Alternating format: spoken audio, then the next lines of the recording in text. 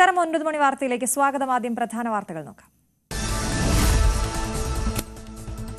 ശബരിമല സ്വർണ്ണക്കൊള്ളയിൽ അന്വേഷണം ദേവസ്വം ബോർഡിലെ ഉന്നതരിലേക്ക്. എൻ വാസുവിനെ കസ്റ്റഡിയിൽ വാങ്ങി ചോദ്യം ചെയ്യാൻ SIT നീക്കം. എ പത്മകുമാറിലേക്കും അന്വേഷണം ഉടനെത്തും. ദേവസ്വം മന്ത്രിയുടെ രാജി ആവശ്യപ്പെട്ട് KPCCയുടെ സെക്രട്ടേറിയറ്റ് മാർച്ച് ഇന്ന്. പാലക്കാട് നഗരസഭയിലെ സ്ഥാനാർത്ഥി നിർണയത്തിൽ BJPയിൽ ഭിന്നത. കൃഷ്ണകുമാർ പക്ഷത്തിന്റെ ലിസ്റ്റ് സംസ്ഥാന നേതൃത്വം അംഗീകരിച്ചില്ല.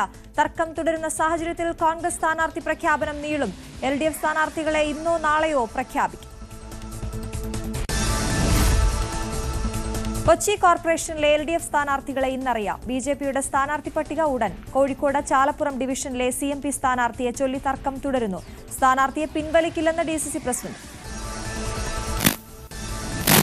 ഡൽഹി സ്ഫോടന കേസിൽ അന്വേഷണം ഊർജിതമാക്കി NIA. ഭീകരപ്രവർത്തനങ്ങൾക്കായി കൊണ്ടുവന്ന സ്ഫോടക വസ്തുക്കൾ അബദ്ധത്തിൽ പൊട്ടിയതാകാമെന്ന് പ്രാഥമിക നിഗമനം. സൈനിക മേഖലയിൽ ഉപയോഗിക്കുന്ന രാസവസ്തു ഉപയോഗിച്ചെന്നും സൂചന. ഡൽഹി പോലീസും രഹസ്യാന്വേഷണ ഏജൻസികളും അന്വേഷണം തുടരുന്നു. ഇസ്ലാമാബാദ് സ്ഫോടനത്തിൽ ഇന്ത്യയെ പഴിചാരി പാക് പ്രധാനമന്ത്രി. ഇന്ത്യൻ പിന്തുണയോടെ പ്രവർത്തിക്കുന്ന ഗ്രൂപ്പുകൾക്ക് ആക്രമണത്തിൽ പങ്കുണ്ടെന്ന് ഷഹബാസ് ഷെരീഫ്. സ്വന്തം ജനങ്ങളെ തെറ്റിദ്ധരിപ്പിക്കാൻ എപ്പോഴത്തേതും പോലെ ശ്രമമെന്ന് ഇന്ത്യയുടെ മറുപടി. പാകിസ്ഥാനിലും ഇന്ത്യയിലും നടന്ന ആക്രമണങ്ങളിൽ ഇരട്ടത്താപ്പുമായി അമേരിക്ക. ഇസ്ലാമാബാദിൽ നടന്ന കാർ ബോംബ് സ്ഫോടനത്തിൽ പാകിസ്ഥാന് US പിന്തുണ. ചെങ്കോട്ടയിലെ സ്ഫോടനത്തിൽ അനുശോചനം രേഖപ്പെടുത്തിയ പോസ്റ്റിൽ ഭീകരവാദമെന്ന പരാമർശം ഇല്ലെന്ന് വിമർശനം.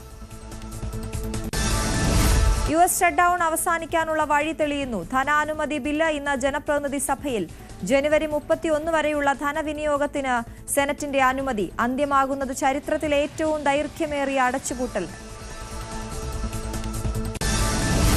ബീഹാറിൽ NDAക്ക് മുൻതൂക്കം പ്രവചിച്ച എക്സിറ്റ് പോളുകൾ. NDAക്ക് 130-ലേറെ സീറ്റുകൾ കിട്ടുമെന്ന പ്രവചനങ്ങൾ തള്ളി മഹാസഖ്യം.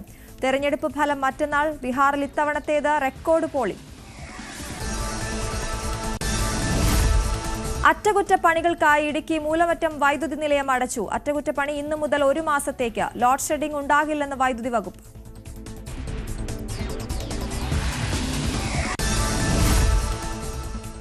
ഇനി വാർത്തകളിലേക്ക് വിശദമായി പോകാം. ശബരിമല സ്വർണ്ണക്കൊള്ളയിൽ അറസ്റ്റിലായ ദേവസ്വം ബോർഡ് മുൻ പ്രസിഡന്റും കമ്മീഷണറുമായ N വാസുവിൽ നിന്ന് നിർണായക വിവരങ്ങൾ ശേഖരിക്കാൻ പ്രത്യേക അന്വേഷണ സംഘം.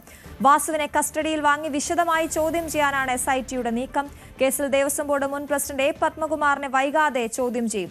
തദ്ദേശ തെരഞ്ഞെടുപ്പ് പ്രചാരണത്തിനിടെ വിശ്വസ്തനായ N വാസുവിന്റെ അറസ്റ്റ് CPMന് തലവേദനയാണ്. VV അരുൺ വാർത്തയുടെ വിശദാംശങ്ങളുമായി ചേരുകയാണ്. Arun, good morning. വാസുവിനെ കസ്റ്റഡിയിൽ വാങ്ങി ചോദ്യം ചെയ്യാനൊരുങ്ങുമ്പോൾ ഇനി ആരിലേക്കൊക്കെയാണ് ഈ അന്വേഷണം നീളുന്നത് എന്നുള്ളതാണ് പ്രധാനപ്പെട്ട ചോദ്യം.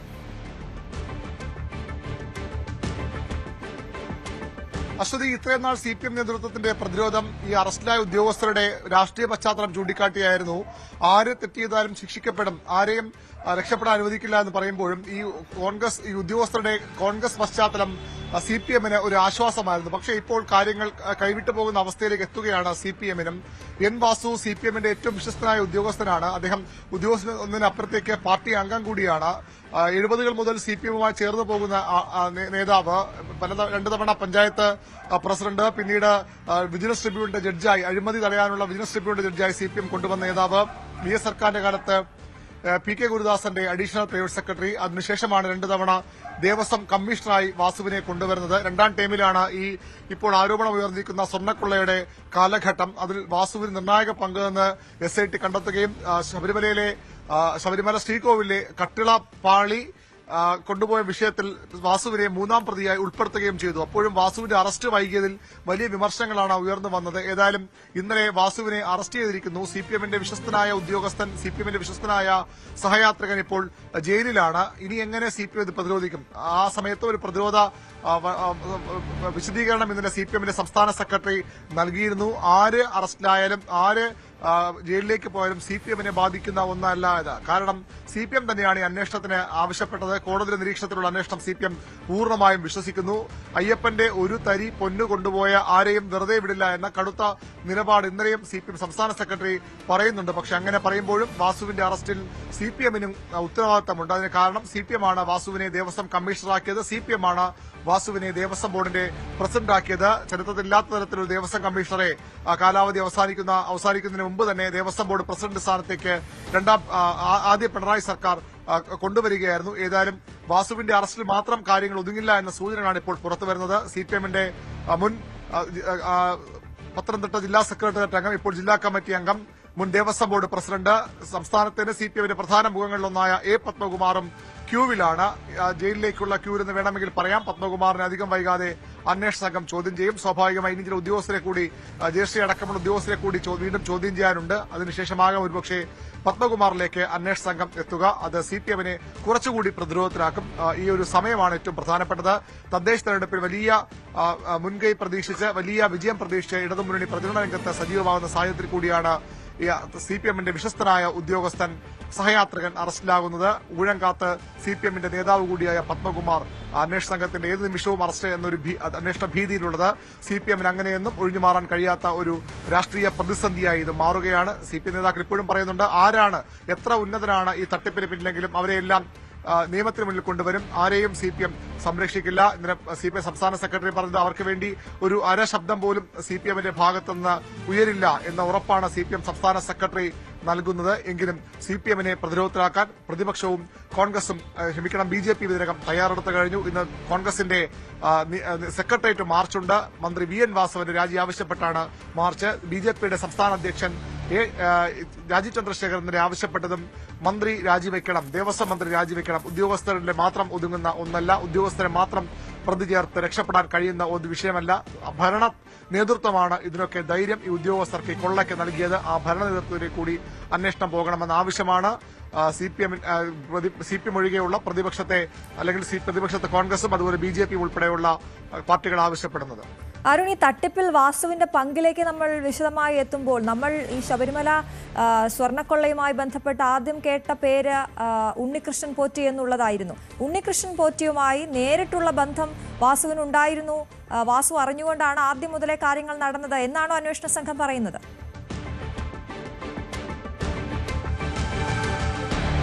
വാസുവിന്റെ നടപടിക്രമങ്ങളിലെ വീഴ്ചകളും അതുപോലെ തന്നെ ഇതിലേക്ക് വഴി തുറന്ന ഉത്തരവുകളുമാണ് വാസുവിനെ ഈ കേസിലേക്ക് എത്തിക്കുന്നത്. വാസുവിനെതിരായ തെളിവുകളും അല്ലെങ്കിൽ മൊഴികളും നേരത്തെ അറസ്റ്റിലായ സുധീഷ് കുമാർ അടക്കമുള്ള ഉദ്യോഗസ്ഥർ നൽകിയിട്ടുണ്ട്. 2019 വാസു ദേവസ്വം കമ്മീഷണർ കാലയളവിലാണ് ശ്രീകോവിലെ സ്വർണ്ണപ്പാളികൾ, സ്വർണം പൂശാനായി ഇളക്കിയെടുത്ത് പുറത്തേക്ക് കൊണ്ടുപോകാനുള്ള നീക്കങ്ങൾ അല്ലെങ്കിൽ ആ ശ്രമങ്ങൾ ആരംഭിച്ചത്. അത് പുറത്തേക്ക് കൊണ്ടുപോകുന്നത് തന്നെ ദേവസ്വം നിയമപ്രകാരം ചട്ടവിരുദ്ധമായിരുന്നു. 2019 ഫെബ്രുവരി 16-ന് ശബരിമല എക്സിക്യൂട്ടീവ് ഓഫീസറായിരുന്ന സുധീഷ് കുമാറാണ് വാസുവിന് നൽകിയ കത്തിൽ കട്ടിള പൊതിഞ്ഞിട്ടുള്ള ചെമ്പ് അതിൽ മുൻപ് സ്വർണം പൂശിയിട്ടുള്ള എന്നുകൂടി രേഖപ്പെടുത്തിയിരുന്നു. പിന്നീട് പക്ഷേ വാസു ഇത് ദേവസ്വം ബോർഡിനെ കത്ത് കൈമാറുമ്പോൾ അതിൽ കുറെ കൂടെ മാറ്റം വന്നു. അവിടെ സ്വർണം പൂശിയ എന്ന ഭാഗം ഒഴിവാക്കിയിരുന്നു. ചെമ്പുപാളി എന്ന് മാത്രമാണ് വാസു ദേവസ്വം ബോർഡ് നൽകിയ കുറിപ്പിൽ പറഞ്ഞിരുന്നത്. ഇത് ഉദ്യോഗസ്ഥരുടെ വീഴ്ചയെന്നാണ് വാസു ആദ്യം മുതൽ വാദിക്കുന്നത്. ഇപ്പോൾ അന്വേഷണ സംഘത്തിന്റെ മുമ്പാകെ വാസു നൽകിയ മൊഴിയിലും അങ്ങനെയാണ് പറയുന്നത്. തന്റെ ഓഫീസിലെ ഉദ്യോഗസ്ഥരാണ് അത്തരം തിരുത്തൽ നടത്തിയത്.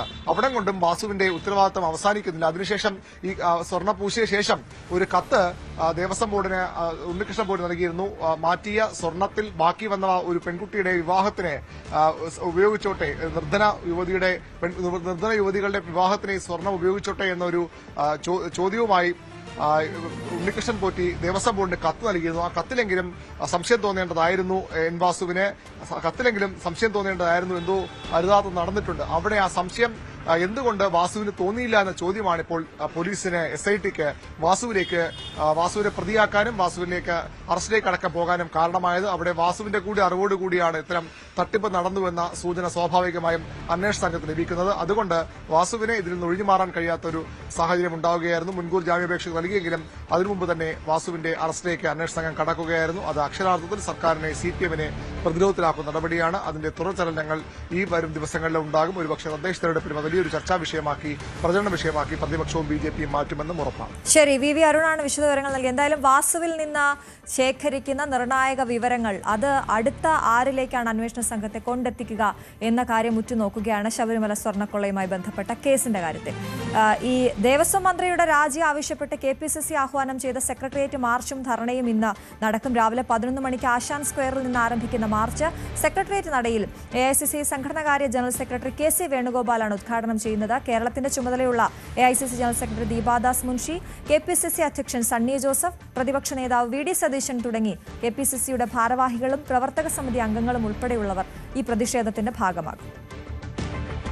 പാലക്കാട് നഗരസഭയിലെ സ്ഥാനാർത്ഥി നിർണയത്തിൽ BJPയിൽ ഭിന്നത. C. കൃഷ്ണകുമാർ പക്ഷത്തിന്റെ പട്ടിക സംസ്ഥാന നേതൃത്വം അംഗീകരിച്ചില്ല. പാലക്കാട് ഈസ്റ്റ് ജില്ലാ പ്രസിഡന്റ് പ്രശാന്ത് ശിവൻ അടക്കമുള്ള സ്ഥാനാർത്ഥികളുടെ പട്ടികയാണ് കൈമാറിയത്. തർക്കം തുടരുന്ന സാഹചര്യത്തിൽ കോൺഗ്രസ് സ്ഥാനാർത്ഥി പ്രഖ്യാപനം നീളും. അതേസമയം LDF സ്ഥാനാർത്ഥികളെ ഇന്നോ നാളെയോ ഔദ്യോഗികമായി പ്രഖ്യാപിക്കും.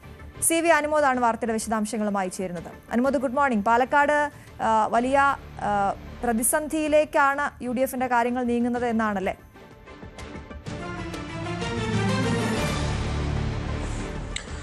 അശ്വതി, പാലക്കാട് ഏറ്റവും അധികം ശക്തി തെളിയിച്ച രണ്ട് കക്ഷികൾ, ഒന്ന് BJPയുടെ നേതൃത്വത്തിൽ NDAയും രണ്ട് UDFും തന്നെയാണ്. എന്നാൽ ഈ രണ്ട് മുന്നണികളിലും ആദ്യഘട്ടത്തിൽ തന്നെ പാർട്ടിക്കുള്ളിലെ തർക്കം തലവേദന ഉണ്ടാക്കുന്നു എന്ന് വേണം നമുക്ക് മനസ്സിലാക്കുവാൻ. BJPയിലേക്ക് വരികയാണെങ്കിൽ BJPയുടെ സ്ഥാനാർത്ഥി നിർണയത്തിൽ ഇപ്പോൾ തന്നെ ഭിന്നത ഉണ്ടായിരിക്കുന്നു. നമുക്കറിയാം, അവിടെ C. കൃഷ്ണകുമാറിൻ്റെ വിഭാഗത്തിലുള്ള പക്ഷം മറുവശത്തുള്ള പ്രമീള ശശിധരൻ അടക്കമുള്ളവരെ വലിയ തോതിൽ തന്നെ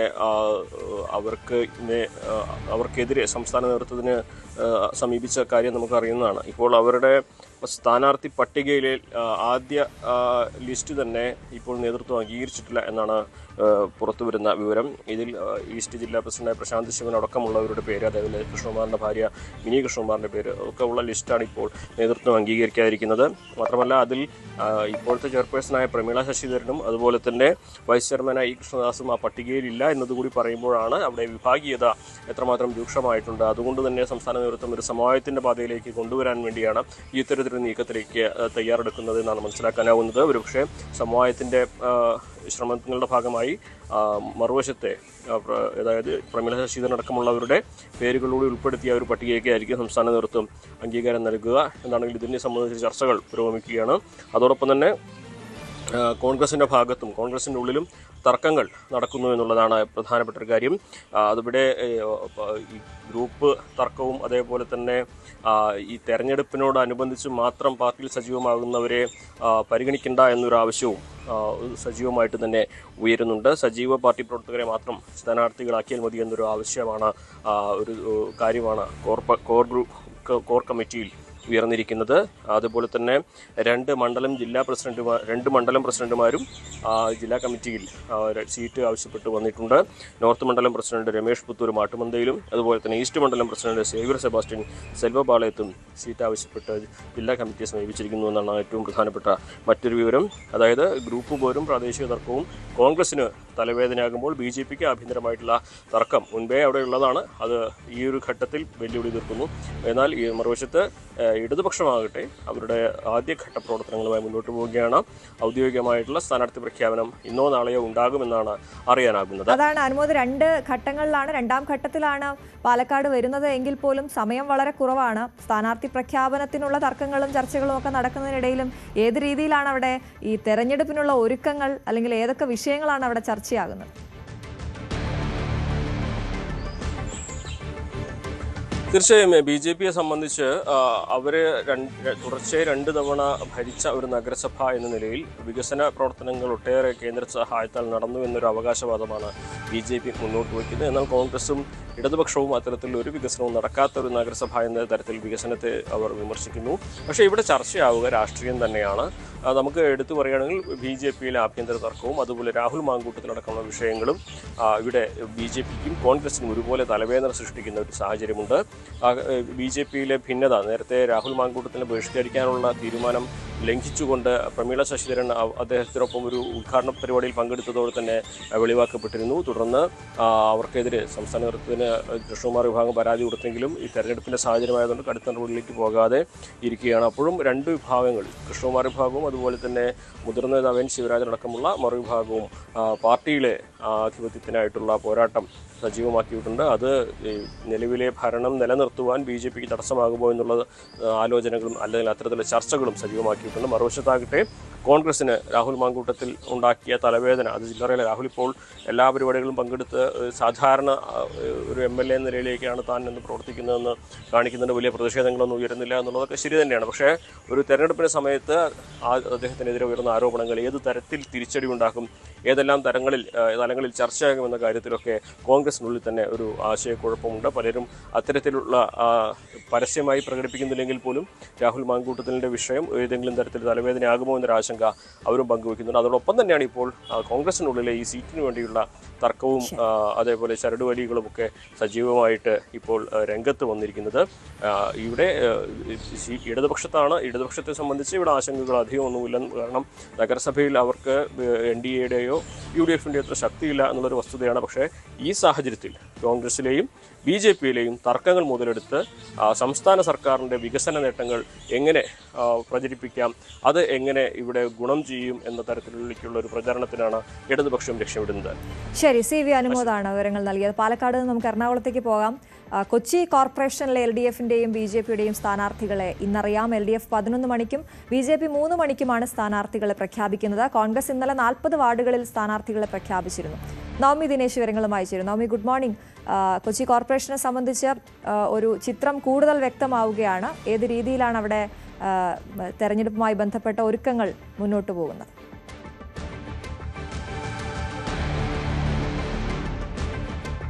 LDFൻ്റെയും BJPയുടെയും സ്ഥാനാർത്ഥികളെ ഇന്ന് പ്രഖ്യാപിക്കുകയാണ്. കൊച്ചി കോർപ്പറേഷനെ സംബന്ധിച്ചിടത്തോളം LDFൻ്റെയും BJPയുടെയും സ്ഥാനാർത്ഥികളെ ഇന്നറിയാമെന്ന് പറയുമ്പോൾ ചിത്രം കൂടുതൽ വ്യക്തമാകുന്നു. LDF 11 മണിക്കാണ് LDFൻ്റെ പ്രഖ്യാപനം ഉണ്ടാവുക, സ്ഥാനാർത്ഥികളുടെ പ്രഖ്യാപനം ഉണ്ടാവുക. BJPയുടെ സ്ഥാനാർത്ഥികളെ 3 മണിക്ക് ഇന്ന് പ്രഖ്യാപിക്കും. നവമി ദിനേശ് ചേരുന്നു. നവമി, കൂടുതൽ വ്യക്തമാകുന്നു ചിത്രം. എന്താണ് പ്രതീക്ഷിക്കേണ്ടത്? ഏത് രീതിയിൽ മുന്നോട്ട് പോകുന്നു തെരഞ്ഞെടുപ്പ് പ്രചാരണമാകട്ടെ?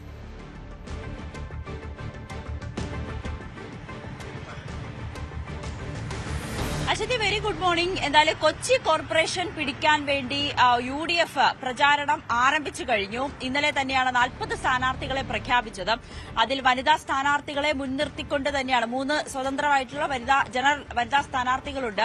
അതിൽ ദീപ്തി മേരി വർഗീസ് ഉൾപ്പെടെയുള്ളവരുണ്ട്. ഇവരെല്ലാം മുൻനിർത്തി തന്നെയാണ് UDF ശക്തമായിട്ടുള്ളൊരു പോരാട്ടം കാഴ്ചവെക്കാനായി ഒരുങ്ങി കഴിഞ്ഞിരിക്കുകയാണ്.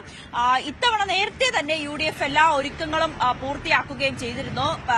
പ്രതിപക്ഷ നേതാവ് VD സതീശന്റെ നേതൃത്വത്തിലാണ് ഇത്തവണ കോർപ്പറേഷൻ പിടിക്കുവാനും വേണ്ടിയിട്ടുള്ള തന്ത്രങ്ങളെല്ലാം തന്നെ കോൺഗ്രസ് മെനഞ്ഞുകൊണ്ടിരിക്കുന്നത്. ഞാനിപ്പോഴുള്ളത് അയ്യപ്പൻകാവ് ഡിവിഷനിലാണ്. ഇവിടുത്തെ കോൺഗ്രസ് സ്ഥാനാർത്ഥി ദീപക് ജോയ് നമ്മളോടൊപ്പം ചേരുന്നുണ്ട്. അദ്ദേഹം രാവിലെ തന്നെ പ്രചാരണം തുടങ്ങി. എനിക്ക് തോന്നുന്നു ആദ്യം പ്രചാരണം തുടങ്ങിയത് ദീപക് ജോയ് തന്നെയാണ്. വൈപ്പിലെ കഴിഞ്ഞ പ്രാവശ്യം വൈപ്പിൻ നിയമസഭയിലേക്ക് മത്സരിച്ച ഒരു വ്യക്തി കൂടിയാണ് ദീപക് ജോയ്. നമുക്ക് ദീപക് ജോയിയോട് തന്നെ കൂടുതൽ ചോദിക്കാം. നേരത്തെ തന്നെ ഇത്തവണ പ്രചാരണം തുടങ്ങിയിരിക്കുകയാണ്. തീർച്ചയായിട്ടും UDFന്റെ സ്ഥാനാർത്ഥി പ്രഖ്യാപനം ഇന്നലെ വൈകിട്ട് വന്നു. അപ്പോൾ ഇന്ന് രാവിലെ തന്നെ ജനങ്ങളെ കാണുന്നതിന് വേണ്ടി പ്രവർത്തകരും ആവശ്യത്തിലാണ്. അപ്പോൾ ശക്തമായ വിജയം ഉണ്ടാവും.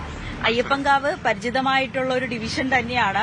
ഇവിടെയുള്ള വോട്ടർമാരെല്ലാവരും എന്താണ് പറയുന്നത്? തീർച്ചയായിട്ടും എനിക്ക് വളരെ അടുത്ത് നിൽക്കുന്ന വോട്ടർമാരാണ്. ഒരു തവണ എന്നെ തെരഞ്ഞെടുത്തവരാണ്. അപ്പോൾ എന്റെ പ്രവർത്തനങ്ങൾ വിലയിരുത്തും. വീണ്ടും മത്സരിക്കുകയാണ്. പിന്നെ ഈ ഡിവിഷനിൽ പുതിയ ഡീലിമിറ്റേഷനിൽ ഈ ഡിവിഷന്റെ അത്രയും ഭാഗം തന്നെ വീണ്ടും കൂട്ടിച്ചേർക്കപ്പെട്ടിട്ടുണ്ട്. അപ്പോൾ ഏകദേശം വലിയൊരു ഡിവിഷനായി മാറി. അപ്പോൾ ആ ഭാഗത്തുകൂടി പുതിയതായി ഇറങ്ങുകയാണ്. അപ്പോൾ സുനിശ്ചിതമായ വിജയം ഉണ്ടാവും. ഒപ്പം കൊച്ചി കോർപ്പറേഷൻ കഴിഞ്ഞ പ്രാവശ്യം കപ്പിനും ചുണ്ടിനും ഇടയിലാണ് നഷ്ടമായത്. ഇത്തവണ കോർപ്പറേഷൻ പിടിക്കാനുള്ള കഠിന പ്രയത്നം തന്നെയാണല്ലോ കോൺഗ്രസ്. തീർച്ചയായിട്ടും അത് പ്രതിപക്ഷ നേതാവിന്റെയൊക്കെ നേതൃത്വത്തിൽ മുന്നൊരുക്ക പ്രവർത്തനങ്ങൾ നല്ല രീതിയിൽ നടത്തിയിട്ടുണ്ട്. വലിയ രീതിയിൽ വോട്ട് ചേർക്കൽ ഞങ്ങൾ നടത്തിയിട്ടുണ്ട്. അതിന്റെ ആത്മവിശ്വാസമുണ്ട്. അത് വോട്ടർമാർ കാണും. നല്ല വിജയം ഉണ്ടാവും. ഏതൊക്കെ വികസനം, എന്തൊക്കെ കാര്യങ്ങൾ മുൻനിർത്തിയാണ് ഇത്തവണ പ്രചാരണത്തിന് ഇറങ്ങുന്നത്? പ്രത്യേകിച്ച് LDFനെ സംബന്ധിച്ച് മുന്നോട്ട് വെക്കാൻ ഒരുപാട് കാര്യങ്ങളുണ്ട്. ഈ സമൃദ്ധി ഉൾപ്പെടെയുള്ള കാര്യങ്ങളാണ് LDF മുന്നോട്ട് വെക്കുന്നത്. തീർച്ചയായിട്ടും സമൃദ്ധി പോലെയുള്ള കാര്യങ്ങൾ അവർ മുന്നോട്ട് വെക്കുന്നുണ്ടെങ്കിലും യഥാർത്ഥ കാരണം UDFന്റെ ഭരണമാണ്. UDF ഭരണത്തിൽ സ്മാർട്ട് സിറ്റി നേടിയെടുത്തത് കൊച്ചി നഗരസഭയിൽ ഇന്ത്യയിൽ തന്നെ 100 നഗരങ്ങൾ തെരഞ്ഞെടുത്തപ്പോൾ 5ാം സ്ഥാനത്തായിട്ടാണ് സ്മാർട്ട് സിറ്റി നമുക്ക് നേടിയെടുക്കാൻ സാധിച്ചത്. ആ ഭരണസമിതി കൊണ്ടുവന്ന നേട്ടങ്ങളാണ് ഇന്നത്തെ ഭരണസമിതിയും കണ്ടിന്യൂ ചെയ്ത് പോകുന്നത്. സ്മാർട്ട് സിറ്റി 2000 കോടി രൂപയോളം അന്ന് കേന്ദ്ര ഗവൺമെന്റിന്റെ പദ്ധതിയിൽ ഉൾപ്പെടുത്തി വന്നിട്ടുള്ളതാണ്. ആ പദ്ധതി അല്ലാതെ തന്നെ പുതിയതായി ഒരു പദ്ധതി പോലും കാണിക്കാൻ സാധിച്ചിട്ടില്ല, സമൃദ്ധി ഒഴികെ. അപ്പോൾ നിങ്ങൾക്ക് എല്ലാവർക്കും അറിയാൻ സാധിക്കും UDFന് സ്മാർട്ട് സിറ്റി കൊണ്ടുവന്നതും അതുപോലെ ഞങ്ങൾ ചെയ്ത പ്രവർത്തനങ്ങളാണ്. ഇപ്പോഴത്തെ ഈ നഗരസഭാ മന്ദിരം ഈ ഡിവിഷനിലാണ്. നഗരസഭാ മന്ദിരത്തിന് സ്ഥലം അനുവദിച്ചത് ഉമ്മൻചാണ്ടി സർക്കാരാണ്. കേവലം 1 ലക്ഷം രൂപയ്ക്കാണ് അന്ന് സർക്കാർ ആ വില നിശ്ചയിച്ചു കൊടുത്തത്. അതിനുശേഷം വീണ്ടും ഉമ്മൻചാണ്ടി മുഖ്യമന്ത്രിയായി വന്നപ്പോൾ വീണ്ടും ഇതിന് ടെൻഡർ നടപടികൾക്ക് വേണ്ടി ക്യാബിനറ്റ് ഡിസിഷൻ എടുത്താണ്. അതിനകത്ത് കെ ബാബു വലിയൊരു പങ്ക് വഹിച്ചതാണ്. അപ്പൊ അതെല്ലാം നമുക്ക് ജനങ്ങൾക്ക് ബോധ്യപ്പെടുത്താൻ സാധിക്കും. ആ കഴിഞ്ഞ ഭരണസമിതിയിൽ കൊണ്ടുവന്ന പ്രവർത്തനങ്ങൾ തീർത്തു എന്ന് മാത്രമേ പറയാൻ സാധിക്കുള്ളൂ. ഈ ഡിവിഷനിൽ തന്നെ ഞാൻ പ്രവർത്തിച്ചുകൊണ്ടിരുന്നപ്പോൾ ഇവിടെ ഒരു അംഗൻവാടി ഉണ്ടായിരുന്നില്ല. പുതിയതായി ഒരു പൂവിതൾ അംഗൻവാടി കൊണ്ടുവന്നു. സ്ഥലമില്ലാത്ത സ്ഥലത്ത് കേവലം 1.25 സെന്റ് സ്ഥലത്തിലാണ് ആ 3 നില കെട്ടിടം സിമിത്തേരിമുക്കിൽ പണി തീർക്കാൻ സാധിച്ചത്. അതോടൊപ്പം തന്നെ അന്നത്തെ കാലഘട്ടത്തിൽ ഓൾഡ് റെയിൽവേ സ്റ്റേഷൻ നിരവധി വേസ്റ്റ് കൂന പോലെ കിടന്നിരുന്നതാണ്. 630 ലോഡോളമാണ് അന്ന് വേസ്റ്റ് ഇവിടെ നിന്ന് നീക്കം ചെയ്ത് ബ്രഹ്മപുരത്തേക്ക് മാറ്റിയത്. അന്നത്തെ ഭരണസമിതി എടുത്ത തീരുമാനമാണ്. ഹൈക്കോടതി നിർദ്ദേശമുണ്ടായെങ്കിൽ പോലും അന്നത്തെ ഭരണസമിതി അതിന് അപ്പീൽ പോവുകയല്ല ചെയ്തത്. ഈ മാലിന്യം മാറ്റേണ്ടത് കോർപ്പറേഷൻ തന്നെയാണ്. കഴിഞ്ഞ 30 വർഷത്തോളമായി കിടന്നിരുന്ന മാലിന്യമാണ് ഈ ഓൾഡ് റെയിൽവേ സ്റ്റേഷൻ പരിസരം. നിങ്ങൾക്ക് പണ്ട് കണ്ടവർക്ക് അറിയാം. അത് ഇപ്പോൾ പൂർണ്ണമായി മാറ്റി അത് ക്ലീനാക്കാൻ ഞാനിരുന്ന സമയത്ത് സാധിച്ചു. അന്നത്തെ ഭരണസമിതി മേയർ സൗമിനി ജയന്റെ വലിയ സപ്പോർട്ടുണ്ടായിരുന്നു. അപ്പോൾ നിരവധിയായ പ്രവർത്തനങ്ങൾ ചെയ്തിട്ടുണ്ട്. SC/ST ഹോസ്റ്റൽ ഈ ഡിവിഷനിലാണ് അന്ന് ഞങ്ങൾ പൂർത്തീകരിച്ചതാണ്. അപ്പോൾ അതെല്ലാം ജനം വിലയിരുത്തും. എന്തായാലും പ്രചാരണം കൊഴുക്കട്ടെ. എല്ലാവിധ ആശംസകളും വിജയം കൈവരിക്കാൻ കഴിയട്ടെ.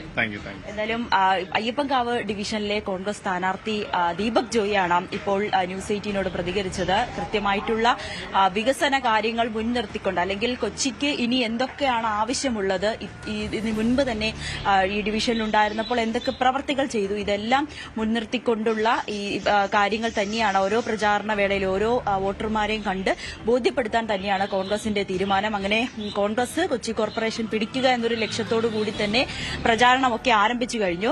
മറ്റൊന്ന് അശ്വതി, ഇന്നിപ്പോൾ CPMന്റെ LDFന്റെ സ്ഥാനാർത്ഥി പ്രഖ്യാപനം ഇന്നുണ്ടാകും. 8 സീറ്റ് CPI 8 സീറ്റുകളിലും മത്സരിക്കുന്നുണ്ട്. ഒപ്പം കേരള കോൺഗ്രസിന് 3 സീറ്റുകളിലും ആയിരിക്കും മത്സരിക്കുക. ഇതിന്റെയൊക്കെ സ്ഥാനാർത്ഥികളെ നമുക്ക് ഇന്ന് അറിയാനും സാധിക്കും. ഒപ്പം കോൺഗ്രസിൽ നിന്നും ഉള്ളവരടക്കം LDFിലേക്ക് പോയിട്ടുമുണ്ട്. അതിൽ ദീപാ വർമ്മ, അജി ഫ്രാൻസിസ് എന്നിവരുടെ പേരുകൾ മേയർ സ്ഥാനാർത്ഥിയായി ഉയർന്ന സ്ഥാനാർത്ഥിയാകാനുള്ളൊരു സാധ്യതയുമൊക്കെ നമ്മൾ കേൾക്കുന്നുണ്ട്. എന്തായാലും LDFന്റെ സ്ഥാനാർത്ഥി പ്രഖ്യാപനം ഇന്നുണ്ടാകും. അതോടൊപ്പം തന്നെ BJPയുടെയും സ്ഥാനാർത്ഥി പ്രഖ്യാപനം ഇന്ന് തന്നെ ഉണ്ടാകുമെന്നാണ് അറിയാൻ സാധിക്കുന്നത്. എന്തായാലും കോർപ്പറേഷൻ പിടിക്കുക എന്നൊരു ലക്ഷ്യം തന്നെയാണ് കോൺഗ്രസിനുള്ളത്. തുടർ ഭരണം ലക്ഷ്യമിട്ടുകൊണ്ടുള്ള പ്രവർത്തനങ്ങൾക്കാണ് LDFും ലക്ഷ്യം വെക്കുന്നത്. ശരി, എന്തായാലും വളരെ നേരത്തെ തന്നെ വോട്ടർമാരിലേക്ക് എത്തി അവരുടെ ആശയങ്ങൾ പറയുക, മാക്സിമം വോട്ട് നേടുക എന്നുള്ള ഉദ്ദേശത്തോടെ തദ്ദേശ തെരഞ്ഞെടുപ്പിന്റെ ആവേശം അത് കൊടുമുടിയിലേക്ക് എത്തുകയാണ്. ഈ മുന്നൊരുക്കങ്ങൾ വിലയിരുത്താൻ ഇന്ന് KPCC രാഷ്ട്രീയകാര്യ സമിതി യോഗം ചേരുന്നുണ്ട്. ഉച്ചകഴിഞ്ഞ് 3 മണിക്ക് KPCC ആസ്ഥാനമായി ഇന്ദിരാഭവനിലാണ് യോഗം ചേരുക. ആദ്യം KPCC ഭാരവാഹി യോഗവും തുടർന്ന് രാഷ്ട്രീയകാര്യ സമിതിയും ചേരാനാണ് തീരുമാനം. തദ്ദേശ തെരഞ്ഞെടുപ്പുമായി ബന്ധപ്പെട്ട പ്രചാരണ വിഷയങ്ങളടക്കം യോഗം ചർച്ച ചെയ്യും. ശബരിമല സ്വർണ്ണക്കൊള്ളയിലെ തുടർ പ്രതിഷേധങ്ങളും തീരുമാനിക്കും. അതേസമയം KPCC സെക്രട്ടറിമാരുടെയും DCC അധ്യക്ഷന്മാരുടെയും പുനഃസംഘടന പൂർത്തിയാകാത്തതും ചർച്ചകളിൽ ഇടം പിടിക്കും. കോഴിക്കോട് കോർപ്പറേഷൻ ചാലപ്പുറം ഡിവിഷനിലെ CMP സ്ഥാനാർത്ഥിയെ പിൻവലിക്കില്ലെന്ന് DCC പ്രസിഡന്റ് പ്രവീൺ കുമാർ. മുന്നണി മര്യാദയുടെ പേരിലാണ് CMPക്ക് സീറ്റ് നൽകിയത്. മുന്നണിക്ക് നേതൃത്വം നൽകുന്ന കോൺഗ്രസിന് അത്തരം ചില വിട്ടുവീഴ്ചകൾ ചെയ്യേണ്ടി വരും. പാർട്ടി വിടുമെന്ന് പറയുന്നവർക്ക് ഉചിതമായ നടപടി സ്വീകരിക്കാം. പുഴയിലെ ഒഴുക്ക് പോലെയാണ് പാർട്ടി പോകുന്നവർക്ക് പിന്നാലെ പുതിയ ആളുകൾ പാർട്ടിയിലേക്ക് എത്തിക്കൊണ്ടേയിരിക്കും. 2 ദിവസത്തിനുള്ളിൽ മുഴുവൻ സ്ഥാനാർത്ഥികളെയും പ്രഖ്യാപിക്കുമെന്നും അദ്ദേഹം പറഞ്ഞു. കോഴിക്കോട് കോർപ്പറേഷനിലെ കോൺഗ്രസിന്റെ ആദ്യ പട്ടിക പുറത്തു വന്നിരിക്കുന്നു. രണ്ടാമത്തെ പട്ടികയ്ക്ക് ഇനി ദിവസങ്ങൾ മാത്രം, മണിക്കൂറുകൾ മാത്രം ബാക്കിയുള്ളൂ. DC പ്രസിഡന്റ് ഉണ്ട് നമ്മോടൊപ്പം. എങ്ങനെയുണ്ട് ജില്ലയിലെ പൊതുവെയുള്ള ഈ തെരഞ്ഞെടുപ്പുമായി ബന്ധപ്പെട്ട നടപടിക്രമങ്ങളുടെ പുരോഗതി? ഈ പുരോഗതിയെക്കുറിച്ച് ഞാൻ പറയണം, നിങ്ങൾ കാണുന്നില്ലേ, കോഴിക്കോട്ടെ ചരിത്രത്തിലാദ്യമായിട്ടല്ലേ നോട്ടിഫിക്കേഷൻ വരുമ്പോഴേക്കും സ്ഥാനാർത്ഥികളുടെ ആദ്യ പട്ടിക പുറത്തിറങ്ങുന്നത്. ബാക്കി ജില്ലാ പഞ്ചായത്തിലും കോർപ്പറേഷൻ പട്ടിക 2 ദിവസം പ്രഖ്യാപിക്കും. അതിന്റെ ചർച്ചകളൊക്കെ നടന്നു വരുന്നു. അടിത്തട്ടിലും മേത്തട്ടിലും ചർച്ച നടക്കുന്നു. ഒരു വിഷമവുമില്ലാതെ, ബുദ്ധിമുട്ടില്ലാതെ കോഴിക്കോട് നഗരത്തിന് ഇഷ്ടപ്പെട്ടവരുടെ അടങ്ങുന്ന ഒരു സ്ഥാനാർത്ഥി പട്ടികയാണ്. ഈ ചാലപ്പുറം വാർഡുമായി ബന്ധപ്പെട്ടാണ് ചില ഡിവിഷനിലാണ് ചില പ്രശ്നങ്ങൾ ഉണ്ടായത്. അവിടുത്തെ പ്രാദേശിക പ്രവർത്തകരുടെ വികാരം അത് മാനിക്കുന്നുണ്ടോ? അതൊരു വിശാല ജനാധിപത്യ പാർട്ടിയല്ലേ. മുന്നണിയിലെ ഘടകകക്ഷികളെ എന്നും ക്യാരി ചെയ്യുന്ന പാരമ്പര്യമല്ലേ കോൺഗ്രസ് ഉള്ളത്. അങ്ങനെ ക്യാരി ചെയ്യുമ്പോൾ ചെറിയ പ്രശ്നങ്ങൾ സ്വാഭാവികമാണ്. അതൊക്കെ താനേ തീർന്നുകൊള്ളും. ഈ ഇത്തവണ എല്ലാ തീരുമാനങ്ങളും എടുത്തത് അടിത്തട്ടിലും മേത്തട്ടിലും ചർച്ച ചെയ്തിട്ടാണ്. ആ തീരുമാനങ്ങൾക്ക് എതിരെ ശബ്ദിക്കുന്ന ആരും കോൺഗ്രസ്സുകാരല്ല. ഏതായാലും ഇതൊന്നും UDFന്റെയോ കോൺഗ്രസിന്റെയോ വിജയത്തിനോ മുന്നേറ്റത്തിനോ ബാധിക്കില്ല. അതിശക്തമായ പ്രവർത്തനം നടത്തി 4.5 പതിറ്റാണ്ടുകാലത്തെ LDFന്റെ ഭരണം ഞങ്ങൾ അവസാനിപ്പിക്കും.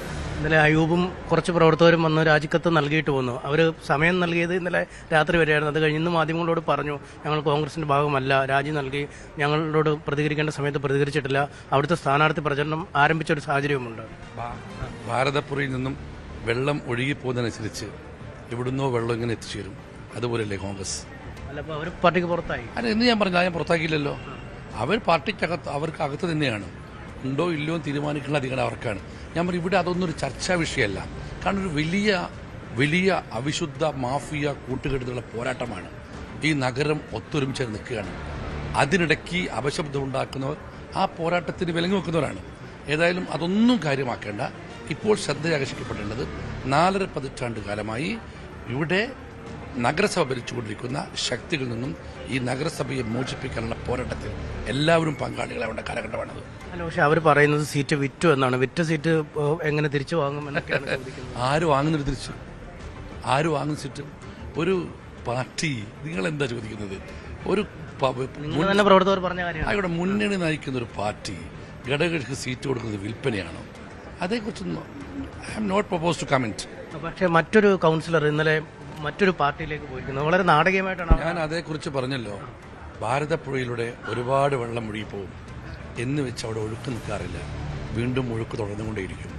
ഈ നാടിനെ, ഈ നഗരസഭയെ 4.5 പതിറ്റാണ്ടുകാലമായി ഭരിക്കുന്ന CPMന്റെ കർണാടക സിസ്റ്റം മോചിപ്പിക്കണമെന്ന് ആഗ്രഹമുള്ള എല്ലാവരും കോൺഗ്രസിന് UDF തവണ ഉണ്ടാവും. അപ്പോൾ ഇത്തരം കാര്യങ്ങളൊന്നും ഈ വലിയ പതിവ് ബഹളമില്ല എന്ന് തന്നെയാണ് കരുതുന്നത്.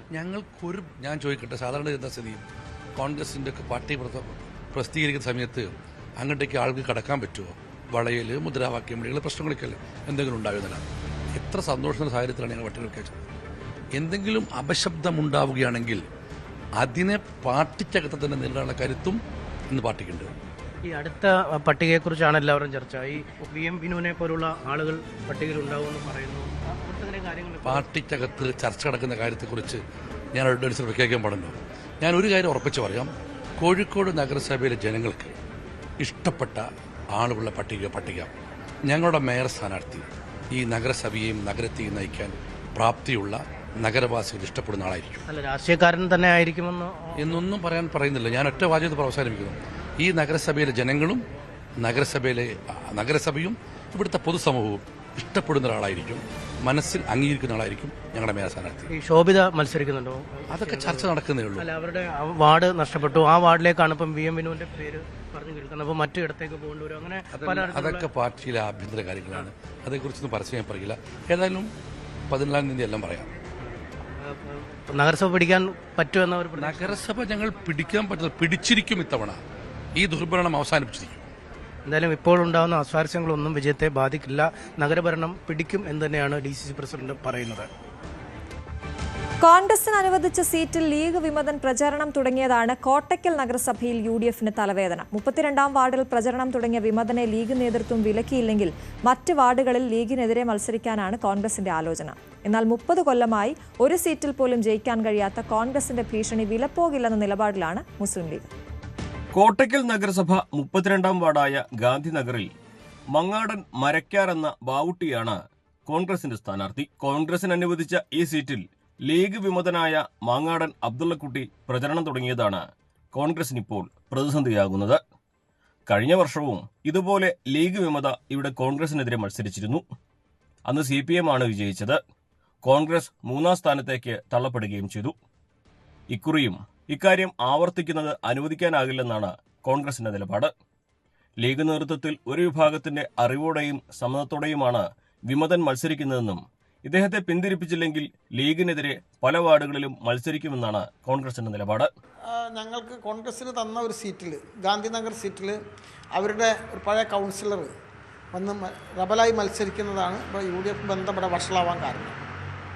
നമുക്ക് തന്നത് അവർ വിമതനെ വെച്ച് മത്സരിക്കും. അതെ, അത് കഴിഞ്ഞ 5 വർഷം മുമ്പ് UDFന്റെ ജില്ലാ ചെയർമാൻ വന്നിട്ട് മധ്യസ്ഥം പറഞ്ഞ് UDF സംവിധാനം നിലനിൽക്കാൻ വേണ്ടിയിട്ട് തന്ന സീറ്റാണ്. അവിടെ ഈ തവണ ഞങ്ങൾക്ക് തന്നു, ആ തവണ അവിടെ റബലും വന്നു. അതാണ് കോട്ടയ്ക്കലെ കോൺഗ്രസ് UDF ബന്ധം തകരാറാവാൻ കാരണം. എന്താ ലീഗ് നേതൃത്വം പറയുന്നത്? ലീഗ് നേതൃത്വം സ്വതവേ പറയുമ്പോൾ തന്നെ അവരെ പുറത്താക്കും, കമ്മിറ്റി പിരിച്ചുവിടും. അതുകൊണ്ട് കോൺഗ്രസിനെ സംബന്ധിച്ചിടത്തോളം റിലീഫ് കിട്ടുന്നില്ലല്ലോ. കോൺഗ്രസിന് ഒരു സീറ്റ് എന്നിട്ട് അവിടെ അവർ അവരെ കോട്ടക്കലെ മുസ്ലിം ലീഗിൻ്റെ ചില ആൾക്കാരുടെ മൗനാനുവാദത്തോടു കൂടിയാണ് ആ റബൽ അവിടെ നിൽക്കുന്നത് എന്നാണ് ഞങ്ങൾക്ക് കിട്ടിയ അറിവ്. എന്നാൽ നേതൃത്വത്തിന്റെ അറിവോടെയല്ല വിമതന്റെ നീക്കമെന്നാണ് ലീഗിന്റെ വിശദീകരണം. ഒപ്പം ഒറ്റയ്ക്ക് മത്സരിക്കുമെന്ന കോൺഗ്രസ് ഭീഷണിയെ ലീഗ് നേതൃത്വം തള്ളുന്നു. 30 വർഷമായി കോൺഗ്രസിന് കോട്ടക്കൽ നഗരസഭയിൽ ഒരു സീറ്റ് പോലും നേടാനായിട്ടില്ലെന്നും ലീഗ് നേതൃത്വം ഓർമ്മിപ്പിക്കുന്നുണ്ട്. ഈ കോട്ടക്കൽ നഗരസഭയിൽ 35 വാർഡിൽ ഏറ്റവും ഇപ്പോൾ ബഹുദൂരം പ്രവർത്തനം നടത്തി പോകുന്ന മദ്രസപ്പടി വാർഡിലാണ്. അവിടെ കോൺഗ്രസിൻ്റെ സ്ഥാനാർത്ഥിക്ക് വേണ്ടിയിട്ട് മുസ്ലിം ലീഗിൻ്റെ ആളുകളാണ് വീട്ടിൽ കയറി പ്രവർത്തനം നടത്തി 1ാം റൗണ്ടും 2ാം റൗണ്ടും പ്രവർത്തനമായിട്ട് മുന്നോട്ട് പോയി കഴിഞ്ഞുകൊണ്ടിരിക്കുകയാണ്. ഇപ്പോൾ ഇവിടെ കോൺഗ്രസിൻ്റെയും ലീഗിൻ്റെയും ജില്ലാ നേതൃത്വം അത്ര സന്ദർഭത്തിൽ ഇടപെടും. ലീഗും കോൺഗ്രസും ഈ പ്രാവശ്യം സഖ്യമുണ്ടാവും. കഴിഞ്ഞ 30 വർഷമായി കോൺഗ്രസിനെ ഒരു കൗൺസിലറെ ജയിപ്പിക്കാൻ ഈ നഗരസഭയിൽ സാധിച്ചിട്ടില്ല. പക്ഷേ ഈ പ്രാവശ്യം ഞങ്ങൾ ഒരുമിച്ച് നിന്നാൽ കോൺഗ്രസിന് 2-ലധികം സീറ്റിൽ ഈ നഗരസഭയിൽ കോൺഗ്രസിന് പ്രാതിനിധ്യം കൗൺസിലർമാരുണ്ടാകുമെന്നാണ്. കഴിഞ്ഞ തവണ 32-ൽ 21 സീറ്റ് നേടിയാണ് ലീഗ് ഭരണം പിടിച്ചത്. 8 സീറ്റിൽ മത്സരിച്ച കോൺഗ്രസിന് എവിടെയും വിജയിക്കാനായില്ല. LDFന് 9ഉം BJPക്ക് 2 സീറ്റുകൾ ലഭിച്ചു. LDFന്റെ 2 കൗൺസിലർമാർ പിന്നീട് ലീഗിലേക്കും കോൺഗ്രസിലേക്കും മാറി എന്നത് മറ്റൊരു കാര്യം. ഇക്കുറി 3 സീറ്റുകളാണ് അധികമായി വന്നിരിക്കുന്നത്. കോൺഗ്രസിന് കഴിഞ്ഞ വർഷത്തേക്കാൾ 1 സീറ്റ് അനുവദിച്ചിട്ടുണ്ടെങ്കിലും മാറിയ സാഹചര്യത്തിൽ കൂടുതൽ വാർഡുകളിൽ കോൺഗ്രസും ലീഗും പരസ്പരം മത്സരിക്കുന്നതോടെ ഫലത്തിൽ UDF സംവിധാനം നഗരസഭയിൽ ഉണ്ടായേക്കില്ലെന്ന നിലയിലേക്കാണ് കാര്യങ്ങൾ നീങ്ങുന്നത്. അഖിലോട്ടുപാറയ്ക്കൊപ്പം CV അനുമോദ്, News 18. കേരള സർവകലാശാല സെനറ്റ് യോഗത്തിൽ പ്രതിഷേധം. ഇടത് സിൻഡിക്കേറ്റ് അംഗങ്ങളാണ് പ്രതിഷേധിക്കുന്നത്. ജാതി അധിക്ഷേപം നടത്തിയ ഡീൻ CN വിജയകുമാരിയെ പുറത്താക്കണമെന്നാവശ്യപ്പെട്ടാണ് പ്രതിഷേധം. സാരംഗ് സുധാകരൻ വിവരങ്ങളുമായി ചേരുന്നു. സാരംഗ്, പ്രതിഷേധം ഇപ്പോഴും തുടരുകയാണോ?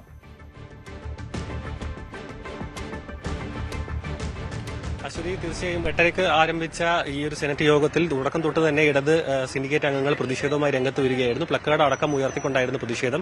ഇപ്പോഴും പ്രതിഷേധം തുടർന്നുകൊണ്ടിരിക്കുകയാണ്. പലവിധ കാര്യങ്ങൾ അജണ്ടയിൽ ചർച്ച ചെയ്യാനും ഡിഗ്രിയും PG അടക്കമുള്ള പല അക്കാദമിക് കാര്യങ്ങളടക്കം തീരുമാനങ്ങൾ എടുക്കേണ്ടതുണ്ട്. പക്ഷേ അതൊന്നും ഈ ഒരു ചർച്ചയിലേക്ക് എടുക്കാൻ പറ്റാത്ത രീതിയിലേക്ക് പ്രതിഷേധം കനക്കുകയാണ് എന്നാണ് നമുക്ക് ലഭിക്കുന്ന വിവരം. മാത്രമല്ല, ഈ ഒരു വിജയകുമാരിയെ ഡീൻ സ്ഥാനത്ത് നിന്ന് മാറ്റുന്നതിനൊപ്പം തന്നെ ഈ ഒരു സെനറ്റ് യോഗത്തിൽ അവർ പങ്കെടുക്കുന്നുണ്ട്. അവരെ ഈ യോഗത്തിൽ നിന്നും പുറത്താക്കണം, ഒപ്പം ഈ ഒരു ഡീൻ സ്ഥാനത്ത് നിന്ന് മാറ്റണം എന്ന വിവിധ ആവശ്യങ്ങൾ ഉന്നയിച്ചുകൊണ്ടാണ് ഈ ഒരു ഇടത് സിൻഡിക്കേറ്റ് അംഗങ്ങൾ ഇപ്പോൾ പ്രതിഷേധിക്കുന്നത്.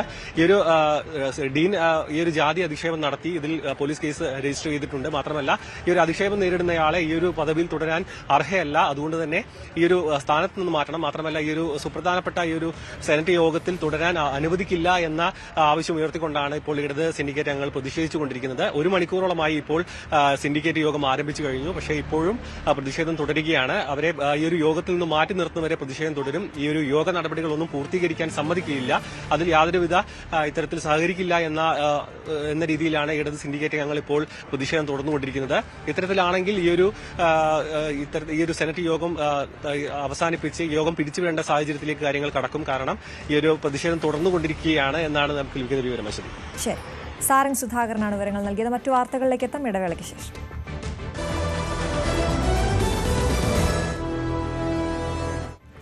ഡൽഹി സ്ഫോടന കേസിൽ അന്വേഷണം ഊർജിതമാക്കിയ NIA ഭീകരപ്രവർത്തനങ്ങൾക്കായി കൊണ്ടുവന്ന അതിമാരക സ്ഫോടക വസ്തുക്കൾ അബദ്ധത്തിൽ പൊട്ടിയതാകാമെന്നാണ് പ്രാഥമിക നിഗമനം.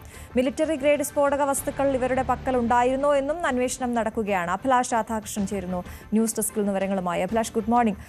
ഡൽഹി സ്ഫോടനവുമായി ബന്ധപ്പെട്ട അന്വേഷണം ഇപ്പോൾ ഏത് നിലയിലാണ് പുരോഗമിക്കുന്നത്? ഇവരുടെ പക്കൽ ഈ മിലിറ്ററി ഗ്രേഡ് സ്ഫോടക വസ്തുക്കൾ ഉണ്ടോ എന്നുള്ളത് അത് വളരെ ഗൗരവമുള്ള അന്വേഷണമല്ലേ? തീർച്ചയായും അശ്വതി, ഇപ്പോൾ ഇവരുടെ കയ്യിലുണ്ടായിരുന്നത് മിലിറ്ററി ഗ്രേഡ്, അതായത് നമ്മുടെ ഇന്ത്യൻ സൈന്യം ഉപയോഗിക്കുന്ന തരത്തിലുള്ള എക്സ്പ്ലോസീവ്സ് അവരുടെ കയ്യിലുണ്ട് എന്നുള്ള വിവരങ്ങൾ പുറത്തു വരുന്നുണ്ട്. ഇതുമായി ബന്ധപ്പെട്ട് നമ്മുടെ NST വിഭാഗം, NSTയുടെ സ്പെഷ്യൽ വിഭാഗമാണ് ഇതുമായി ബന്ധപ്പെട്ടുള്ള ഈ സ്ഥലത്ത് നിന്ന് ലഭിച്ച തെളിവുകൾ പരിശോധിക്കുന്നത്.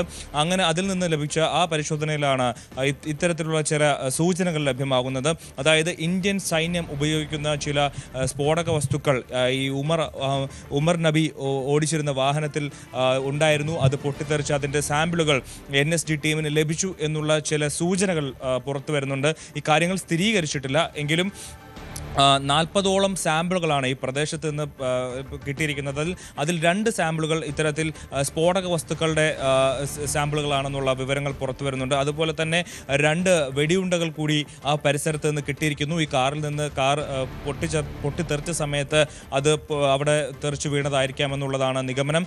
എന്തായാലും ഇതുമായി ബന്ധപ്പെട്ടുള്ള തെളിവുകൾ ശേഖരിച്ച് അത് പരിശോധനയ്ക്കായി അയച്ചിരിക്കുകയാണ്. അത് കുറച്ച് സമയമെടുക്കും. ഒരുപക്ഷെ ഇന്നോ നാളെയോ ഒക്കെ ആയിട്ടായിരിക്കും അതിൻ്റെ എന്താണ് ഈ ലഭിച്ച സാമ്പിളുകൾ കൃത്യമായി എന്താണ്, ഏത് തരത്തിലുള്ള സ്ഫോടക വസ്തുക്കളാണ് അവിടെ ഉണ്ടായിരുന്നത് എന്നുള്ളത് ഈ പരിശോധനാ ഫലം പുറത്തു വരുമ്പോഴേ നമുക്ക് ആധികാരികമായി പറയാൻ കഴിയുള്ളൂ. എന്തായാലും ലഭിക്കുന്ന വിവരങ്ങൾ അനുസരിച്ച് ഈ ഒരു ആക്രമണം ഉമർ നബി അത് പദ്ധതി ഇട്ട് നടപ്പാക്കിയതല്ല.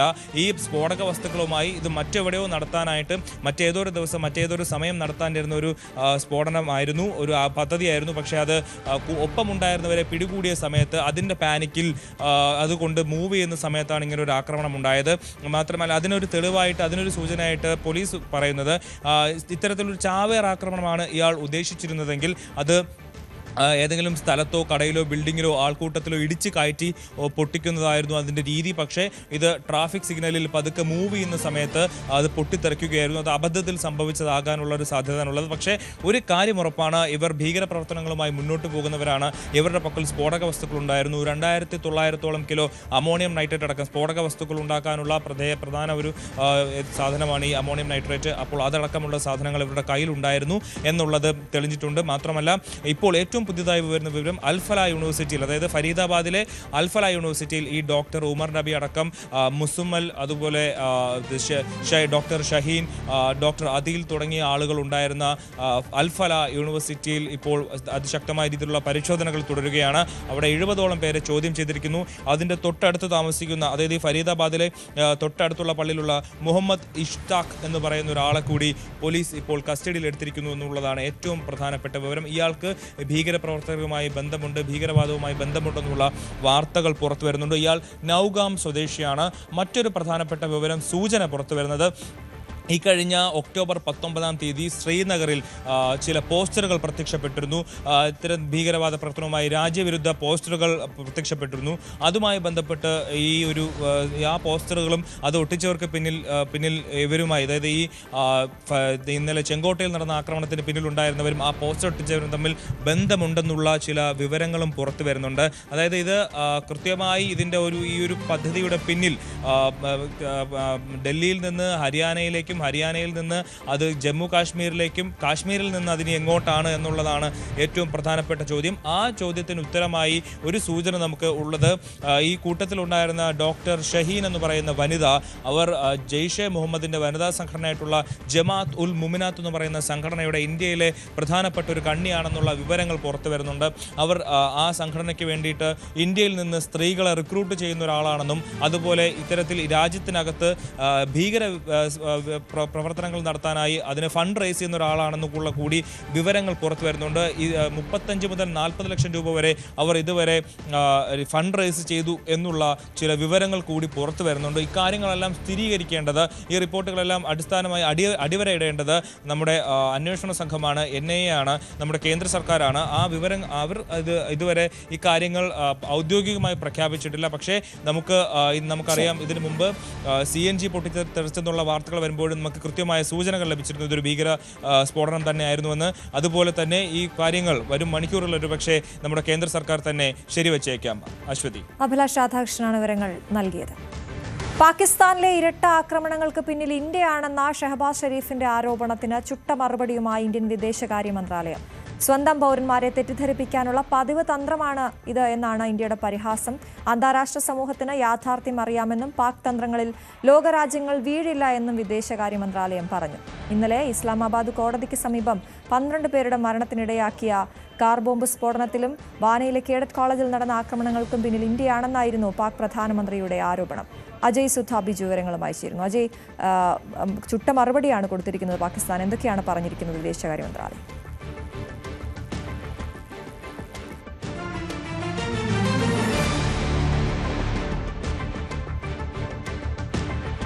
പാകിസ്ഥാനിൽ നടന്ന പ്രധാനമായിട്ടുമുള്ള 2 ആക്രമണങ്ങൾ, ഒന്ന് ഇസ്ലാമാബാദിൽ നടന്ന കാർ ബോംബ് സ്ഫോടനം, അതുപോലെ തന്നെ ഇവിടെ കോളേജിൽ നടന്ന ഒരു ഭീകരാക്രമണം. ഈ 2 ആക്രമണങ്ങൾക്ക് പിന്നിൽ ഇന്ത്യയാണെന്നായിരുന്നു ഷഹബാസ് ഷെരീഫ് ഇന്നലെ മാധ്യമങ്ങളോട് പറഞ്ഞത്. എന്നാൽ ഇതിൽ യാതൊരുവിധ തെളിവുകളും അദ്ദേഹം പുറത്തുവിട്ടിട്ടില്ല. അതേസമയം നമ്മൾ മറ്റൊരു വശത്തേക്ക് നോക്കുകയാണെങ്കിൽ പാകിസ്ഥാൻ കേന്ദ്രീകരിച്ച് പ്രവർത്തിക്കുന്ന തെഹ്രീക്ക് താലിബാൻ അവർ ഈ 2 ആക്രമണങ്ങളുടെ ഉത്തരവാദിത്വം ഏറ്റെടുത്തിട്ടുണ്ട്. ഈ കോടതിയിൽ നടത്തിയ ആക്രമണങ്ങൾക്ക് മറുപടിയായിട്ട് അവർ പറഞ്ഞത് അനിസ്ലാമികമായിട്ടുള്ള നിയമങ്ങൾ അനുസരിച്ചുകൊണ്ട് വിധികൾ പ്രസ്താവിക്കുന്ന ജഡ്ജിമാരെയും അതുപോലെ അഭിഭാഷകരെയും ഉദ്യോഗസ്ഥരെയുമാണ് തങ്ങൾ ലക്ഷ്യമിട്ടതെന്നാണ് ഈ തെഹ്രീക്ക് താലിബാൻ പ്രസ്താവനയിലൂടെ അറിയിച്ചത്. അതുപോലെ തന്നെ ഇപ്പോൾ ഈ കോളേജിലും അവർ തന്നെയാണ് ആക്രമണം നടത്തിയതെന്ന് നമുക്ക് കാണാൻ സാധിക്കും. അവിടെ ഖൈബർ പക്തൂൺ മേഖലയിലുള്ള ഒരു കോളേജിലാണ് ഈ തെഹ്രീക്ക് താലിബാൻ ആക്രമണം നടത്തുകയും അതുപോലെ തന്നെ അവിടെ കുട്ടികളെ ബന്ദികളാക്കാനും ശ്രമിച്ചത്. അവിടെ ഒരു കാർ ബോംബ് സ്ഫോടനവും ഇവർ പദ്ധതിയിട്ടിരുന്നു. എന്നാൽ പാകിസ്ഥാൻ സൈന്യത്തിൻ്റെ ഇടപെടലിലൂടെയാണ് ഇത് തകർക്കാനായത്. ഈ 2 ആക്രമണങ്ങളിലും തെഹ്രീക്ക് താലിബാന് പങ്കുണ്ടെന്ന് അത് പ്രഥമ ദൃഷ്ട്യാ തന്നെ വ്യക്തമായിട്ടുള്ള കാര്യമാണ്. ഈ കോളേജ് ആക്രമണത്തിൽ കുറച്ച് തെഹ്രീക്ക് താലിബാൻ പ്രവർത്തകരെ പാകിസ്ഥാൻ കസ്റ്റഡിയിൽ എടുക്കുകയും ചെയ്തിരുന്നു. അപ്പോൾ ഇത്തരത്തിൽ തെഹ്രീക്ക് താലിബാന്റെ പങ്ക് വ്യക്തമായ സാഹചര്യത്തിലും ഇന്ത്യയെ കുറ്റപ്പെടുത്തി രാഷ്ട്രീയമായിട്ട് ഒരു നേട്ടമുണ്ടാക്കുക, അല്ലെങ്കിൽ രാജ്യത്ത് പ്രവർത്തിക്കുന്ന ചില ഈ വിഘടനവാദ ശക്തികൾ ഇവരെ നിലക്കി നിർത്താൻ വേണ്ടിയിട്ടുള്ള ഒരു ശ്രമങ്ങളാണ് ഈ ഷഹബാസ് ഷെരീഫ് നടത്തിയത്. അതുപോലെ തന്നെ ഈ ലോകരാജ്യങ്ങളിൽ നിന്ന് ശ്രദ്ധ തിരിക്കാനും ഒരു നീക്കം നടത്തുന്നുണ്ട്. അപ്പോൾ ഇത് തന്നെയാണ് ഇന്ത്യ ഈ വിഷയത്തിൽ എടുത്ത് ഉന്നയിച്ചതും. പാകിസ്ഥാന്റെ ശ്രമമെന്ന് പറയുന്നത് ഈ സ്വന്തം രാജ്യത്തെ പൗരന്മാരെ തെറ്റിദ്ധരിപ്പിക്കാനും അതുപോലെ തന്നെ ലോകരാജ്യങ്ങളുടെ ശ്രദ്ധ തിരിക്കാനുമാണ്. ഈ വിഷയത്തിൽ നിന്ന് ലോകരാജ്യങ്ങൾ അവരുടെ ശ്രദ്ധ മാറില്ല.